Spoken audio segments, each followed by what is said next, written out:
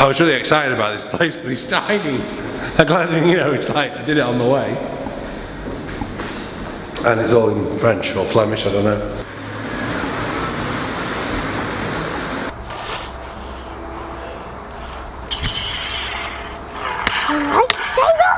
I know how to walk them like that.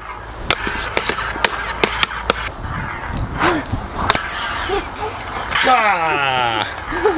Oh, I've dropped my lightsaber. I hope he doesn't pick it up. Oh, he's gonna get me.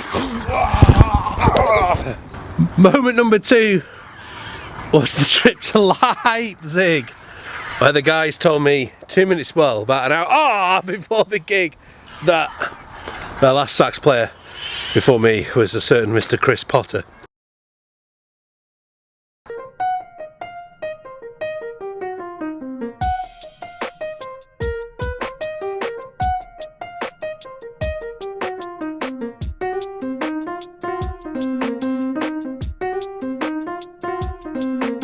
We're just going to the rehearsal now with these guys from New York, who just told me that the last guy who played saxophone for them was a certain Miss Chris Potter.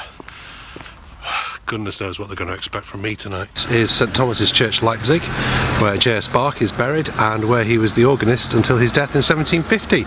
So pretty amazing place, home of probably most of Western music, and I'm hoping I'll be able to get in and have a quick look before I go to this lunch.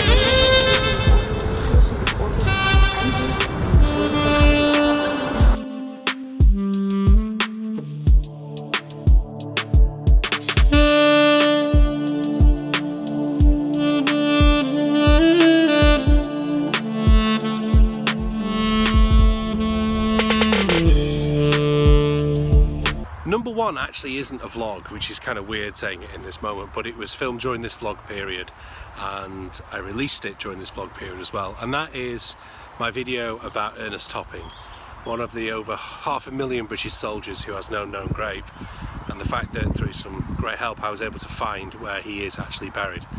We're still working on trying to get Ernest a gravestone, but it was really poignant visiting it, and if you haven't had a chance to do it yet, I strongly urge you to do so. Everyone should visit those First World War battle sites at some point in their life.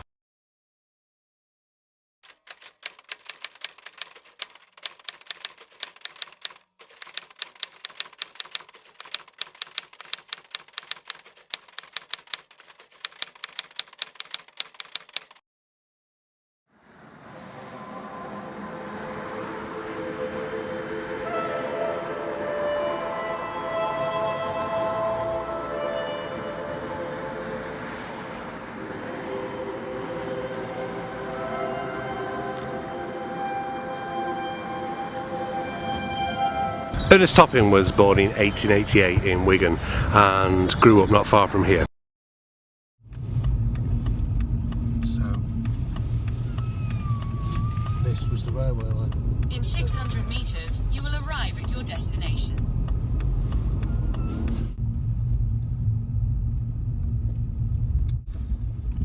4:15 AM on the 2nd of April 1917, Ernest and his pals were here just outside the village of Cressels, and they lined up at this exact spot, and their objective was a railway embankment just 300 yards forward.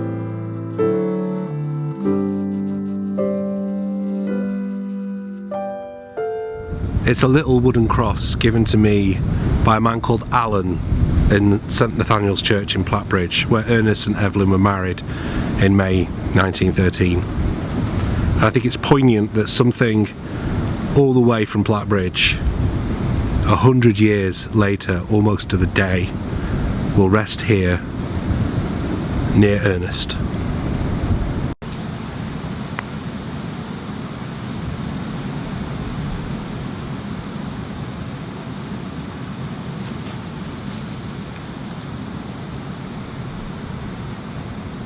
So thank you very much for watching the 200th vlog episode.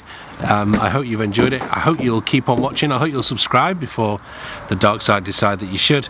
And thank you very much for watching. Hit that subscribe button, and I will see you very, very, very soon. Bye.